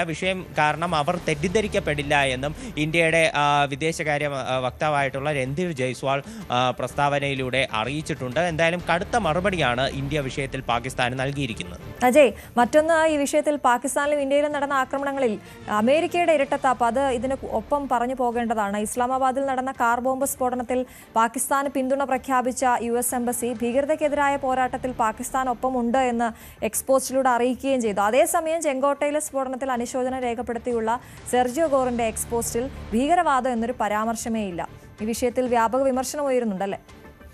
അതെ, തീർച്ചയായിട്ടും ഈ 2 ആക്രമണങ്ങളും അത് ഒരു ഭീകരവാദ പ്രവർത്തനങ്ങളുടെ ഫലമാണ് എന്നത് വ്യക്തമായിട്ടുള്ള കാര്യമാണ്. ഇന്ത്യയിലെ ആക്രമണങ്ങൾ അത് ഏത് തരത്തിലാണ് പദ്ധതി ഇട്ടിരുന്നത്, അല്ലെങ്കിൽ ഇത് എവിടെയായിരുന്നു ഈ ആക്രമണം ഉദ്ദേശിച്ചത്, ആരാണ് പിന്നിൽ എന്നുള്ള കാര്യങ്ങൾ മാത്രമേ ഇനി വ്യക്തമാകാനുള്ളൂ. എന്നാലും ഇന്ത്യയിൽ ഭീകരപ്രവർത്തനത്തിൻ്റെ ഒരു ഫലം തന്നെയാണ് ഈ നടന്ന സ്ഫോടനം എന്നുള്ളത് പകൽ പോലെ വ്യക്തമായിട്ടുള്ള കാര്യമാണ്. ഇതിൽ അമേരിക്കയുടെ ഭാഗത്തു നിന്നുള്ള ഒരു ഇരട്ടത്താപ്പ് അല്ലെങ്കിൽ അവരുടെ ഒരു ശ്രദ്ധയില്ലായ്മ എന്ന് പറയുന്നത് പറയുന്നത് ഇന്ത്യയെ സംബന്ധിച്ചുള്ള ഈ സ്ഫോടനത്തിൽ അവർ പ്രതികരിച്ചത് ഒരു ദിവസത്തിന് ശേഷമാണ്. അതായത് ഈ കഴിഞ്ഞ 2 ദിവസങ്ങൾക്ക് മുൻപ് നടന്ന സ്ഫോടനത്തിൽ അവർ ഇന്ന് മാത്രമാണ് ഒരു അനുശോചന കുറിപ്പ് പുറത്തു വിടുക തന്നെ ചെയ്തത്. എന്നാൽ ഇത് ടെക്നിക്കലായിട്ടുള്ള ചില പ്രശ്നങ്ങൾ കാരണമാണെന്ന് പറയാം. കാര്യം കഴിഞ്ഞ ദിവസമാണ് ഇപ്പോൾ ഇന്ത്യയിലേക്കുള്ള പുതിയ US അംബാസഡറായിട്ടുള്ള സെർജിയോ ഗോർ അധികാരമേൽക്കുന്നത്. അപ്പോൾ അദ്ദേഹത്തിൻ്റെ ഭാഗത്ത് നിന്ന് അദ്ദേഹം സ്വയം അഡ്രസ്സ് ചെയ്തിട്ടുള്ള ഒരു പ്രതികരണം വരാനായിരിക്കാം ചിലപ്പോൾ അവർ ഒരു ദിവസം ഇത് വൈകിപ്പിച്ചത്. എന്നാൽ പാകിസ്ഥാൻ്റെ കാര്യത്തിലുള്ളൊരു വിഷയം എന്ന് പറയുന്നത് അവിടെ തെഹരീക്ക് താലിബാൻ നടത്തിയ ആക്രമണത്തെ അവർ അപലപിക്കുന്നതിനോടൊപ്പം അവർ പാകിസ്ഥാൻ്റെ ഭീകരവാദത്തിനെതിരായിട്ടുള്ള പ്രവർത്തനങ്ങൾക്ക് ഒപ്പം നിൽക്കുന്നു, US-ന്റെ എല്ലാവിധ പിന്തുണയും ഉണ്ടാകും എന്ന് അറിയിക്കുകയും ചെയ്തിട്ടുണ്ട്. ഇത് തീർച്ചയായിട്ടും ഒരു ഡബിൾ സ്റ്റാൻഡ് എടുക്കുന്ന നിലപാട് തന്നെയാണ് അമേരിക്ക ഇവിടെ നടത്തിയത്. പാകിസ്ഥാനിൽ നടന്ന ആക്രമണം നടന്ന് ഒരു ദിവസത്തിന് മുൻപേ ഏതാനും മണിക്കൂറുകൾക്കകം തന്നെ വിഷയത്തെ അപലപിച്ചുകൊണ്ട് അമേരിക്ക പോസ്റ്റ് ഇടുകയുണ്ടായി. അതുപോലെ തന്നെ എന്നാൽ ഇന്ത്യയുടെ വിഷയത്തിൽ ഒരു ദിവസം താമസിച്ചാണ് പോസ്റ്റ് ഇട്ടത്. അതുപോലെ തന്നെ പാകിസ്ഥാനിലുള്ളത് ഭീകരവാദ പ്രവർത്തനമാണ് നടന്നതെന്ന് അവർ മനസ്സിലാക്കി ഉടൻ തന്നെ വിഷയത്തിൽ അവർക്കൊരു പിന്തുണയും അർപ്പിച്ചിട്ടുണ്ട്. അതിൽ പാകിസ്ഥാനിലെ US എംബസി ഇട്ട പോസ്റ്റിലെ തുടക്ക വരി തന്നെ എന്ന് പറയുന്നത് the United States stand solidarity with Pakistan in struggles against terrorism എന്ന് പറഞ്ഞുകൊണ്ടാണ് ആ പോസ്റ്റ് തുടങ്ങുന്നത് തന്നെ. എന്നാൽ ഇന്ത്യയിലുള്ള US എംബസി ഇട്ടിട്ടുള്ള പോസ്റ്റിൽ ഒരിടത്തും ഈ തീവ്രവാദവുമായി ബന്ധപ്പെട്ടിട്ടുള്ള ഒരു പരാമർശം പോലും നടത്തിയിട്ടില്ല. അതിനെ തീവ്രവാദ പ്രവർത്തനത്തിനെ അപലപിച്ചിട്ട് പോലുമില്ല. അതുകൊണ്ട് തന്നെ ഇത് ശ്രദ്ധയാണോ അശ്രദ്ധയാണോ നിലപാടാണോ നിലപാടില്ലായ്മയാണോ എന്നൊക്കെയുള്ള ചോദ്യം ബാക്കി നിൽക്കുകയാണ്. അജയ് സുധാ ബിജുവാണ് വിവരങ്ങൾ നൽകിയത്. മറ്റു വാർത്തകളിലേക്ക് എത്താം ഇടവേളയ്ക്ക് ശേഷം.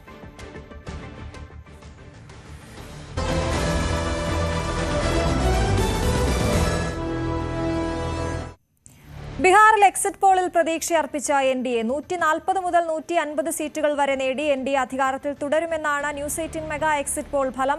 85 മുതൽ 95 സീറ്റ് വരെ മാത്രമേ മഹാസഖ്യത്തിന് നേടാനാകൂ എന്നാണ് പ്രവചനം. JDU ഏറ്റവും വലിയ ഒറ്റകക്ഷിയായി മാറും. അതേസമയം എക്സിറ്റ് പോൾ ഫലങ്ങൾ തള്ളി മഹാസഖ്യം രംഗത്തെത്തി. 67% പോളിംഗ്. ഇത് റെക്കോർഡുമാണ്. രാകേഷ് ചേരുന്ന ന്യൂസ് ഡെസ്കിൽ നിന്ന് വിവരങ്ങളുമായി. Rakesh, good morning. ഈ എക്സിറ്റ് പോൾ ഫലങ്ങൾ പുറത്തു വരുമ്പോൾ എത്രത്തോളം ആത്മവിശ്വാസത്തിലാണ് NDA? മഹാസഖ്യം എന്ത് പറഞ്ഞുകൊണ്ടാണ് ഈ എക്സിറ്റ് പോളിനെ തള്ളുന്നത്? Aswathi, good morning. ഏതായാലും NDAക്ക് തുടർഭരണം പ്രവചിക്കുകയാണ് എല്ലാ എക്സിറ്റ് പോളുകളും. ഏതാണ്ട് 9 എക്സിറ്റ് പോളുകളാണ് NDA അധികാരത്തിൽ തിരിച്ചു വരുമെന്ന് പ്രവചിക്കുന്നത്. ന്യൂസ് 18 മെഗാ എക്സിറ്റ് പോൾ പ്രകാരം 140 മുതൽ 150 വരെ സീറ്റുകൾ NDA നേടും. തീർച്ചയായും അത് വലിയ വിജയമാണ്. സമീപകാലത്തെ ബീഹാറിൽ NDAയുടെ ഏറ്റവും വലിയ വിജയമാണ് അങ്ങനെ സംഭവിക്കുകയാണെങ്കിൽ. കാരണം കഴിഞ്ഞ തവണ അധികാരം ലഭിച്ചു, പക്ഷേ സീറ്റുകളുടെ എണ്ണം നോക്കുകയാണെങ്കിൽ 125 എന്ന സംഖ്യയാണ് ഉണ്ടായിരുന്നത്. അതിൽ നിന്ന് മാറി 140 മുതൽ 150 എന്ന നിലയിലേക്ക് NDA എത്തുന്നു എന്നാണ് ഈ കണക്കുകൾ സൂചിപ്പിക്കുന്നത്. മാത്രവുമല്ല, JDU വലിയൊരു തിരിച്ചുവരവ് ബീഹാറിൽ നടത്തുകയാണ്. കാരണം JDU ആയിരുന്നു എല്ലാ കാലത്തും ബീഹാറിൽ ഏറ്റവും വലിയ കക്ഷി NDAയിലെങ്കിൽ കഴിഞ്ഞ തെരഞ്ഞെടുപ്പിൽ അത് മാറ്റം സംഭവിച്ചു. BJP 74 സീറ്റുകൾ നേടിയപ്പോൾ JDU 43 സീറ്റുകളിലേക്ക് ഒതുങ്ങിയിരുന്നു. പക്ഷേ ഇത്തവണ അങ്ങനെയല്ല. JDU തന്നെ ഏറ്റവും വലിയ കക്ഷിയാകാനുള്ള സാധ്യതയാണ് എക്സിറ്റ് പോളുകളെല്ലാം പ്രവചിക്കുന്നത്. JDUവിന് 60 മുതൽ 70 സീറ്റുകൾ വരെ ലഭിക്കും. BJP 55 മുതൽ 65 സീറ്റുകൾ വരെ BJPക്ക് ലഭിക്കുമെന്നാണ് പ്രവചനം. BJPയുടെ കണക്കുകൾ നോക്കുകയാണെങ്കിൽ കഴിഞ്ഞ തവണത്തെ അപേക്ഷിച്ച് അവർക്ക് സീറ്റുകളുടെ എണ്ണത്തിൽ കുറവുണ്ട്. പക്ഷേ മത്സരിച്ച സീറ്റുകളുടെ എണ്ണവും ആ നിലയ്ക്ക് നോക്കുകയാണെങ്കിൽ കുറവാണ്. കാരണം 101 സീറ്റിലാണ് മത്സരിച്ചത്. കഴിഞ്ഞ തവണ അത് 114 സീറ്റുകളാണ് മത്സരിച്ചത്. ഇനി ഇന്ത്യ സഖ്യത്തിൻ്റെ പ്രകടനത്തിലേക്ക് വരികയാണെങ്കിൽ ഇന്ത്യ സഖ്യം വലിയ തിരിച്ചടി നേരിടുകയാണ്. 2020 110, അതായത് ഒപ്പത്തിനൊപ്പം എന്ന നിലയിലേക്ക് കാര്യങ്ങൾ എത്തിച്ചെങ്കിൽ ഇത്തവണ പരമാവധി ലഭിക്കുക 95 സീറ്റാണ്. 85 മുതൽ 95 സീറ്റ് വരെ ഇന്ത്യ സഖ്യത്തിന് മഹാസഖ്യത്തിന് ലഭിക്കും എന്നാണ് പ്രവചനം. അതിൽ തന്നെ RJD കഴിഞ്ഞ തവണത്തെ അപേക്ഷിച്ച് അവരുടെ പ്രകടനം മോശമാവുകയാണ്. RJDക്ക് 50 മുതൽ പരമാവധി 60 സീറ്റ് വരെ മാത്രമാണ് ലഭിക്കുക എന്നുകൂടി exit poll news 18 mega exit പോളിൻ്റെ കണക്കുകൾ സൂചിപ്പിക്കുന്നുണ്ട്. കോൺഗ്രസും പ്രകടനം കഴിഞ്ഞ തവണത്തേതുപോലെ മോശമാണ്. 15 മുതൽ 20 സീറ്റ് വരെയാണ് കോൺഗ്രസിന് പരമാവധി ലഭിക്കുക. കഴിഞ്ഞ തവണ 70 സീറ്റിൽ മത്സരിച്ചു, 19 സീറ്റിൽ മാത്രം വിജയിച്ചു. ഇത്തവണ പക്ഷേ 61 സീറ്റിലാണ് മത്സരിച്ചത്. പക്ഷേ പരമാവധി ലഭിക്കുക 20 സീറ്റുകൾ മാത്രമാണ്. ഇടതു പാർട്ടികൾ 10 മുതൽ 15 സീറ്റുകൾ വരെ നേടും. കഴിഞ്ഞ തവണ അത് 16 സീറ്റുകളായിരുന്നു ഇടതു പാർട്ടികൾ, 3 ഇടതു പാർട്ടികൾ കൂടി നേടിയത്. അത് ഇത്തവണ 10 വരെ കുറഞ്ഞേക്കാം, അല്ലെങ്കിൽ പരമാവധി 15 എന്ന കണക്കിലാണ് സൂചിപ്പിക്കുന്നത്. മറ്റൊരു പ്രധാനപ്പെട്ട കാര്യം JSP ജൻസുരാജ് പാർട്ടിയുടെ പ്രകടനമാണ്. കഴിഞ്ഞ കാലങ്ങളിലൊക്കെ തന്നെ ബീഹാറിൻ്റെ രാഷ്ട്രീയം എടുത്തു നോക്കുകയാണെങ്കിൽ 2 കക്ഷികൾ, അതായത് NDAയും ഒപ്പം തന്നെ മഹാസഖ്യവും നയിക്കുന്ന പോരാട്ടമായിരുന്നെങ്കിൽ ഇത്തവണ ജൻസുരാജ് പാർട്ടി, പ്രശാന്ത് കിഷോറിന്റെ പാർട്ടി അവിടെ വന്നിരുന്നു. 1 വർഷം മുമ്പ് തന്നെ അദ്ദേഹം പ്രചാരണം ആരംഭിച്ചതുമാണ്. പക്ഷേ ആ പാർട്ടിക്ക് വലിയ സ്വാധീനം ബീഹാറിൽ ഉണ്ടാക്കാൻ കഴിഞ്ഞിട്ടില്ല എന്നാണ് ഈ കണക്കുകൾ സൂചിപ്പിക്കുന്നത്. ഒരുപക്ഷെ 5 സീറ്റുകൾ വരെ ലഭിച്ചേക്കാം. സീറ്റുകൾ ലഭിക്കാതിരിക്കാനും സാധ്യതയുണ്ട് എന്നുകൂടി കണക്കുകൾ സൂചിപ്പിക്കുന്നുണ്ട്. ഏതായാലും ജൻസുരാജ് പാർട്ടി ഇനി എങ്ങനെ വോട്ട് കട്ടറാകും, ജയിക്കാൻ കഴിഞ്ഞില്ലെങ്കിലും ആരുടെ വോട്ടാണ്, പ്രത്യേകിച്ച് ഭരണവിരുദ്ധ വോട്ടുകൾ പിളർത്തുമോ തുടങ്ങിയ കാര്യങ്ങളാണ് അറിയേണ്ടത്. ഏതായാലും NDAക്ക് വലിയ ആത്മവിശ്വാസം നൽകുന്നതാണ് എക്സിറ്റ് പോളുകൾ. പക്ഷേ ഇന്ത്യ സഖ്യം, പ്രത്യേകിച്ച് RJDയും കോൺഗ്രസ് നേതാക്കളും ഇതിനെ തള്ളിയിട്ടുണ്ട്. യഥാർത്ഥ റിസൾട്ട് വരുമ്പോൾ ഇതായിരിക്കില്ല സംഭവിക്കുക, മഹാസഖ്യം അധികാരത്തിൽ വരും എന്നാണ് നേതാക്കൾ ഇപ്പോൾ പ്രതികരിച്ചിരിക്കുന്നത്. ശരി, രാകേഷാണ് വിവരങ്ങൾ നൽകിയത്. ബോളിവുഡ് നടൻ ധർമ്മേന്ദ്ര ആശുപത്രി വിട്ടു. മുംബൈ ബ്രീച്ച് കാൻഡി ആശുപത്രിയിൽ ചികിത്സയിലായിരുന്ന താരത്തിന്റെ ആരോഗ്യനിലയിൽ പുരോഗതിയുണ്ട്. നടൻ പൂർണ്ണ ആരോഗ്യവാനാണെന്ന് കുടുംബം വ്യക്തമാക്കി. ഇനി മുതൽ വീട്ടിൽ വെച്ചായിരിക്കും തുടർ ചികിത്സ. കുടുംബാംഗങ്ങളുടെ ആവശ്യപ്രകാരമാണ് താരത്തെ ഡിസ്ചാർജ് ചെയ്തത്. വാർദ്ധക്യ സഹജമായ അസുഖങ്ങളെ തുടർന്ന് നവംബർ 1 ആശുപത്രിയിലെത്തിയ ധർമ്മേന്ദ്രയ്ക്ക് 2 ദിവസം മുൻപ് കടുത്ത ശ്വാസതടസ്സം അനുഭവപ്പെട്ടു. തുടർന്ന് വെന്റിലേറ്ററിലേക്ക് മാറ്റിയ താരത്തിന്റെ നില ഗുരുതരമായിരുന്നു. ഇന്നലെയോടെയാണ് ആരോഗ്യനിലയിൽ പുരോഗതി ഉണ്ടായത്. ഇന്ന് രാവിലെയാണ് നടൻ ആശുപത്രി വിട്ടത്. ബോളിവുഡ് നടൻ ഗോവിന്ദ വീട്ടിൽ കുഴഞ്ഞു വീണു. താരത്തെ മുംബൈയിലെ ക്രിട്ടിക് കെയർ ആശുപത്രിയിൽ പ്രവേശിപ്പിച്ചു. രാത്രി 1 മണിയോടെയായിരുന്നു സംഭവം. ആശുപത്രിയിൽ വിവിധ പരിശോധനകൾ പൂർത്തിയാക്കിയതായാണ് വിവരം. കഴിഞ്ഞ വർഷം ഒക്ടോബറിൽ ലൈസൻസുള്ള റിവോൾവറിൽ നിന്ന് അബദ്ധത്തിൽ വെടിപൊട്ടി ഗോവിന്ദയുടെ കാലിന് പരിക്കേറ്റിരുന്നു. 1 മണിക്കൂർ നീണ്ട ശസ്ത്രക്രിയയിലൂടെയാണ് വെടിയുണ്ട പുറത്തെടുത്തത്. അഴിമതിയുടെ കൂത്തരങ്ങിന് ഏറ്റവും വലിയ ഉദാഹരണമായി ചമ്രവട്ടം റെഗുലേറ്റർ പദ്ധതി. ഉദ്ഘാടനം നടന്ന 15 വർഷമായിട്ടും റെഗുലേറ്ററിന്റെ ഒരു ഉപകാരവുമില്ലാതെ അഴിമതിക്ക് മാത്രമായി നിലനിൽക്കുന്ന ഒരു പദ്ധതിയാണ് ചമ്രവട്ടം റെഗുലേറ്റർ കം ബ്രിഡ്ജ് എന്നാണ് വിമർശനം. അടുത്തിടെ ആരംഭിച്ച BM കായൽ ഭാരതപ്പുഴ ലിങ്ക് പദ്ധതിക്ക് പോലും ഈ റെഗുലേറ്റർ തടസ്സമാണെന്ന് MLAക്ക് പോലും പറയേണ്ടി വന്നു. 1.5 പതിറ്റാണ്ട് മുൻപാണ് ചമ്രവട്ടം, പൊന്നാനി മേഖലകളിലെ കാർഷിക മേഖലയ്ക്കും കുടിവെള്ളക്ഷാമത്തിനും ശാശ്വത പരിഹാരം എന്ന അവകാശവാദവുമായി ചമ്രവട്ടം റെഗുലേറ്റർ കം ബ്രിഡ്ജ് ഉദ്ഘാടനം ചെയ്യപ്പെട്ടത്.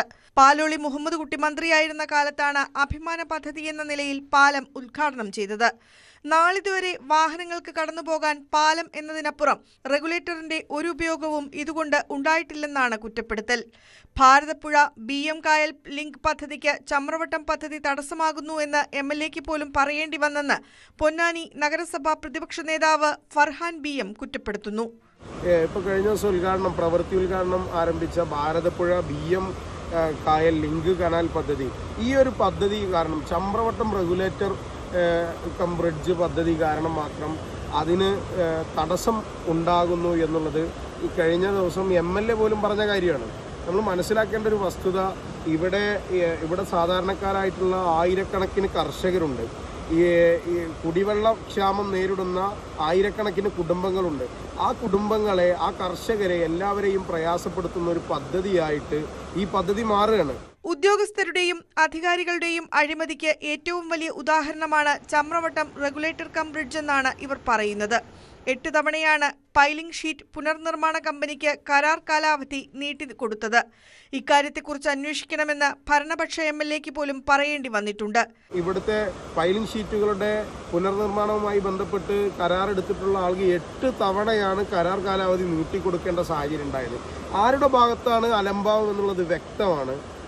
നമുക്കൊക്കെ അറിയാവുന്നതുപോലെ ഉദ്യോഗസ്ഥരുടെ ഭാഗത്ത് അലംഭാവം ഉണ്ടാകുന്നു എന്നുള്ളത് നമുക്ക് ബോധ്യമുള്ളതാണ്. അതേ ഉത്തരവാദിത്തം ഇവിടുത്തെ അധികാരികളുടെ ഭാഗത്തും അവരുടെ വലിയ വീഴ്ചയുടെ ഉദാഹരണമായി ഈ ചമ്രവട്ടം പ്രോജക്റ്റ് മാറിയിട്ടുണ്ട്. സാധാരണക്കാരായ ആയിരക്കണക്കിന് കർഷകർക്കും കുടിവെള്ളക്ഷാമം അനുഭവിക്കുന്നവർക്കും ദുരിതം മാത്രമാണ് ചമ്രവട്ടം പദ്ധതി സമ്മാനിക്കുന്നതെന്നാണ് ആക്ഷേപം. പ്രദേശത്തെ കാർഷിക കുടിവെള്ള പ്രശ്നങ്ങൾക്ക് അടിയന്തരമായി പരിഹാരം കാണാൻ ചമ്രവട്ടം റെഗുലേറ്റർ പദ്ധതി എത്രയും വേഗം പൂർത്തിയാക്കണമെന്നാണ് ആവശ്യം. ന്യൂസ് 18 തിരൂർ. 9 മണി വാർത്ത പൂർണ്ണമാകുന്നു. ന്യൂസ് ട്രെൻഡ്സിൽ അപർണ കുറുപ്പ് ചേരും. നമസ്കാരം.